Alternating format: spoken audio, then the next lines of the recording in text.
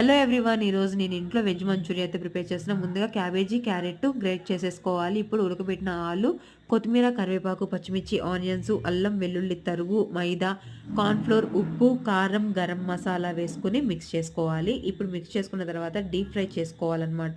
Oil heat అయిపోయిన తర్వాత deep fry చేసేసుకుంటే ఎంతో టేస్టీగా మంచూరియా అయితే రెడీ అయిపోతుంది. నేను ఇక్కడైతే మంచూరియా చూడండి చిన్న చిన్న బాల్స్‌లా చేసేసుకున్నాను. మీకు ఏ సైజ్ కావాలో ఆ సైజ్ తీసుకొని కొంచెం ఆయిల్ తీసేసేసిన తర్వాత మనం ముందుగా కట్ చేసి పెట్టుకున్న ఆనియన్స్, పచ్చిమిర్చి, అల్లం వెల్లుల్లి తరుగు, కరివేపాకు, కొత్తిమీర వేసేసుకొని హై ఫ్లేమ్ మీద ఫ్రై చేసుకోవాలి. ఇలా ఫ్రై చేసుకున్న తర్వాత ముందుగా చూడండి chilli sauce, red chilli sauce, green chilli sauce, vinegar, soya sauce వేసేసుకొని మళ్ళీ హై ఫ్లేమ్ మీద టాస్ చేసుకోవాలి. కొద్దిగా వాటర్ వేసుకోవాలి. వాటర్ వేసుకుంటే ఈ సాసులన్నీ కూడా మంచూరియాకి మంచిగా పడతాయన్నమాట.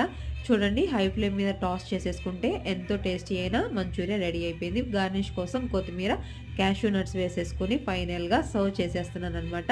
అంతే, ఎంతో టేస్టీ అండ్ ఈజీగా రెస్టారెంట్ స్టైల్లో మంచూరియా అయితే రెడీ అయిపోయింది. పిల్లలు ముగ్గురు కూడా ఇక్కడ తినేస్తున్నారనమాట.